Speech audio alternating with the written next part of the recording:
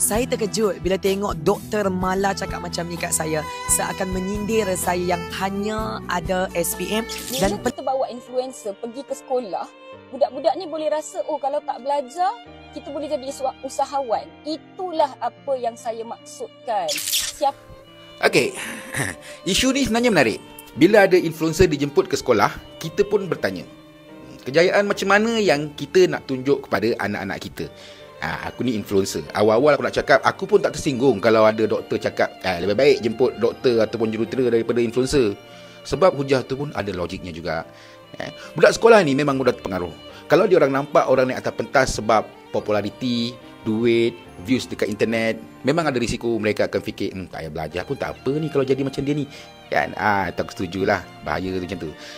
Tapi sebenarnya, bukan kita persoalkan influencer patut ke tak patut naik atas pentas. Persoalannya sekarang, apa mesej yang dibawa oleh orang yang akan naik atas pentas tu? Ada influencer yang jual mimpi, cerita pasal duit, kereta, lifestyle, tapi tak cerita pun pasal disiplin, kegagalan, tekanan mental. Kan? Masuk sekolah bawa Mustang, pakai suit ribu-riban, spek sebelah hitam sebelah kuning, bergaya masuk buat tagline yang dia selalu buat dalam video dia. Influencer macam ni aku sendiri tak sokong lah dia bercakap depan pelajar. Tapi kalau influencer naik pentas dan cakap benda-benda yang macam ni, contoh kerjaya saya ni tak stabil, ramai yang gagal kan, yang berjaya tu nasib baik je pasal dia viral. Dan bila tak ada ilmu, tak ada kemahiran, tak ada plan B, okey, anda semua boleh jatuh kalau tak esok lusa. Kan betul macam tu kan. Bagi aku tu adalah satu bentuk pendidikan juga. Lepas tu ada juga yang cakap SPM je, apa yang budak SPM tu boleh ajar dekat budak sekolah tu kan. Aku setujulah satu benda lah. Macam aku ni, aku SPM je, aku bukan contoh kejayaan akademik.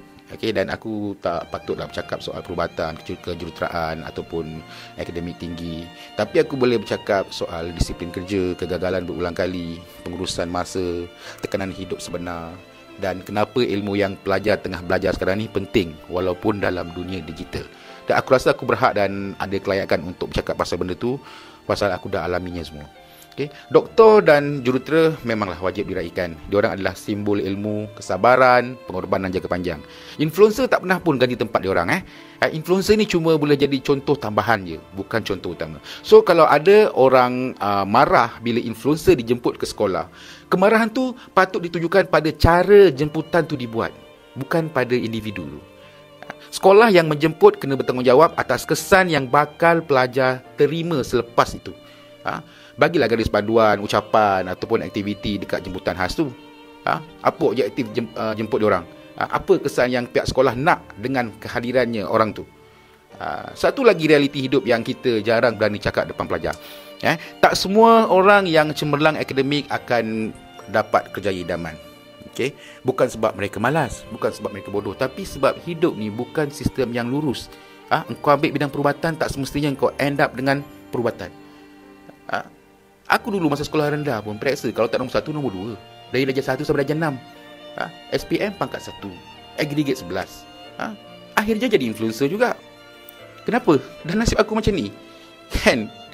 Kalau semua yang pandai terus jadi doktor, jadi jurutera, jadi CEO, siapa nak jadi pekerja operasi? Siapa nak potong rumput? Siapa nak kutip sampah? Siapa nak buat kerja-kerja yang buat bandar setiap hari ni hidup? Dan aku nak jelaskan satu benda lah. Tak ada kerja yang hina. Semua kerja ada maruah. Tapi kita kena jujur, tak semua orang akan sampai ke tempat yang mereka impikan. Walaupun mereka belajar bersungguh-sungguh pun kadang-kadang minta maaf cakap lah. Jadi bila kita bercakap tentang dunia hari ni, kita kena ajar pelajar satu konsep penting. Plan A, Plan B dan Plan C.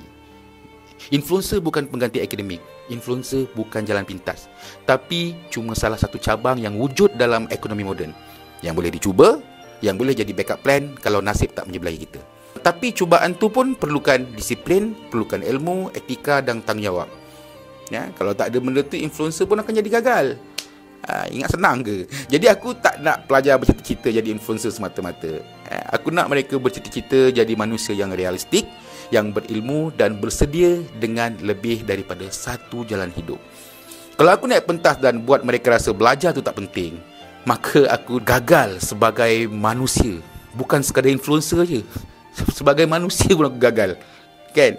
Jadi influencer bukanlah masalah, doktor bukan musuh. Masalahnya cuma satu.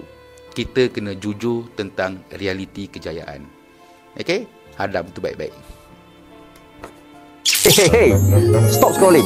Unify tengah buat benda paling gila untuk tahun 2025. Kau pasang internet, dia bagi kau TV. Kau pasang internet, dia bagi kau iPad. Kau pasang internet, dia bagi kau bill free sampai 6 bulan. 100 MBS RM89, 300 MBS RM129, 500 MBS RM149. Kontrak 2 tahun free bill 3 bulan, kontrak 3 tahun free bill 6 bulan. 100 MBS dapat TV Sharp Android 43 inci percuma. 500 MBS dapat TV Sharp Google 55 inci atau iPad percuma. Pendaftaran percuma. Modem router percuma. Pemasangan percuma. Kau nak apa lagi? Internet 24 jam laju macam roket. Tapi pot terhad. Kau lambat, menangis tengok jiran tonton Netflix dekat TV free dia. Klik link ni sekarang sebelum aku ambil TV kau. Baik korang tekan link. Penat aku bercakap sampai berubah muka dengan suara aku.